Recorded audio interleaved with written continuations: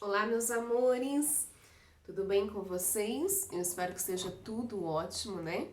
E que vocês sejam animados para mais uma aulinha de história.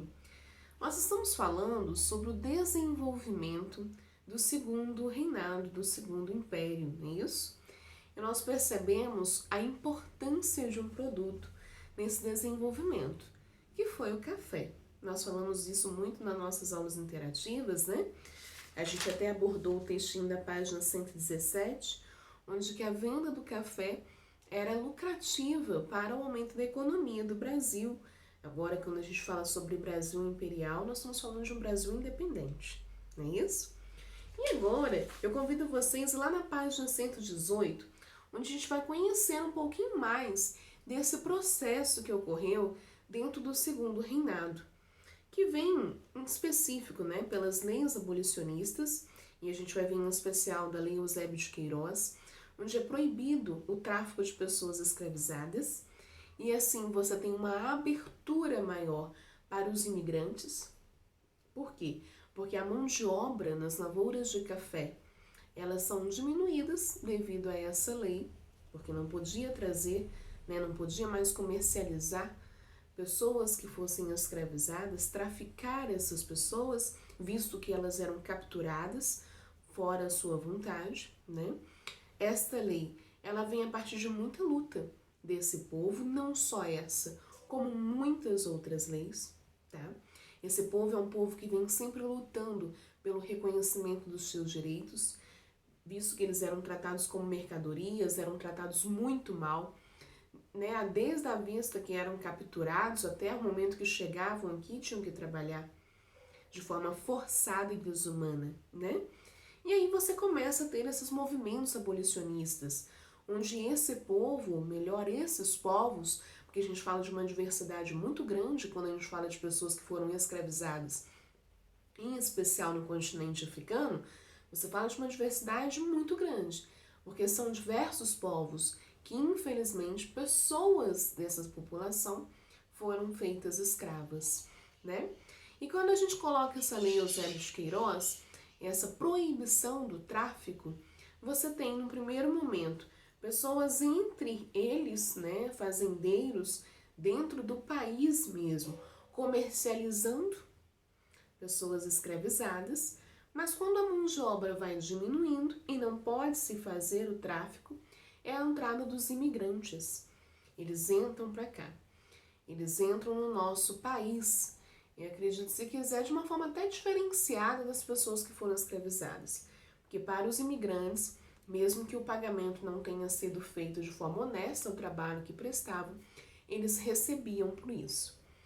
E mais tardiamente, você tem a abolição da escravatura, né, pela Lei Áurea e pelos movimentos abolicionistas e pelo interesse industrial, tá?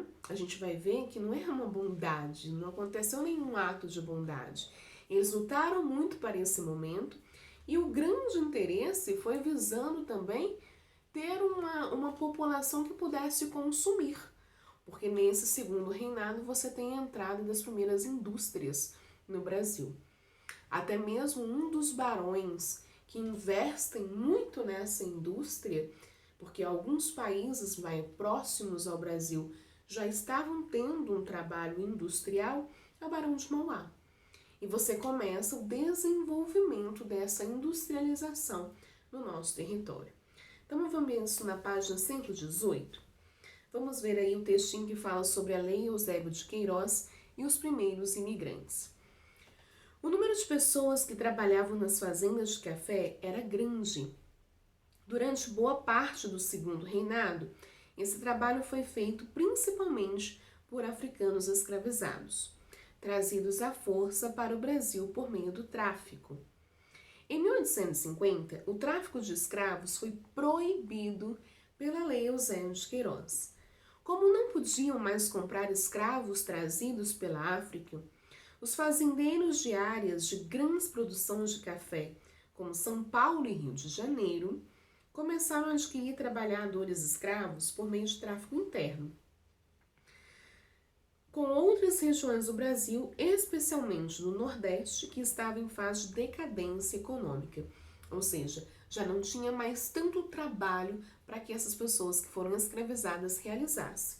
Então, esses dois parágrafos, ele está vindo trazendo aquilo exatamente que a tia Cris falou. Você tem aí a finalização, né? Você tem a lei que acaba com o tráfico de pessoas escravizadas. Isto prejudica, né, os senhores das lavouras de café, né, das plantações, dos cafezais, e eles começam a fazer um tráfico interno dentro do próprio país. Mas sem a entrada de novos africanos escravizados no país e com a necessidade de mais trabalhadores, visto que o café, quanto mais produzia, mais vendesse, mais lucro daria à economia brasileira. Foi necessário buscar alternativas, como incentivo à vinda de imigrantes. Então, incentivaram as pessoas a virem para o nosso país. Entre as primeiras décadas do século XIX e as primeiras décadas do século XX, quase 4 milhões de imigrantes vieram para o Brasil. A maioria em direção a São Paulo, por causa das expansões à lavoura de café na região. São Paulo ele teve ele foi um estado que chamou muita atenção nesse período do café. Foi um grande produtor. Foi um estado que se desenvolveu muito por essa plantação. Isso vai sair reflexos tanto agora nesse período imperial quanto no período republicano, que é o próximo período que nós vamos estudar do Brasil. Então vamos lá. Italianos, espanhóis, portugueses, alemães e japoneses, além de grupos menores de outras nacionalidades, cada um desses povos trouxe inúmeras contribuições culturais para a sociedade brasileira. Então você tem imigrantes vindo de muitas nacionalidades, em especial os italianos, espanhóis, portugueses, alemães e japoneses. Tá? Então você tem dois mapinhas aqui. Nesses dois mapinhas você consegue ver o desembarque, o primeiro dele, o desembarque estimado de africanos no ano de 1786 a 1855, né? Está fazendo uma contrapartida da entrada desses povos africanos que foram escravizados e da entrada dos imigrantes. E a gente percebe, comparando os dois gráficos, né? São mapas não, são gráficos. Comparando os dois gráficos, que você tem uma entrada muito maior de imigrantes no território brasileiro quando você tem a Lei Eusébio de Queiroz em 1850, tá? Vamos aí para o textinho da página 119. Nesse textinho, fala em especial do Barão de Mauá. Como que ele foi importante nesse processo de desenvolvimento do Brasil. Então vamos ver lá de indústrias de comunicação no Brasil. O desenvolvimento das indústrias, dos transportes e da comunicação. As riquezas geradas pela vinda do café e de outros produtos foram usadas para dar início às atividades industriais no Brasil. Muitos fazendeiros de café começaram a investir em fábricas, principalmente a forte diminuição das exportações de café no início do século XX. Então, você tem um investimento nas indústrias em território brasileiro quando o café começa a perder aquele lucro que ele estava dando dentro do segundo reinado. E aí os fazendeiros, que são os senhores, que são os barões do café, começam a investir nas indústrias. Uma das pessoas que mais se destacaram nessa época por suas ideias foi Irineu Evangelista de Souza, que foi o Barão de Mauá. Ele se preocupava com o desenvolvimento dos transportes, da comunicação e da indústria.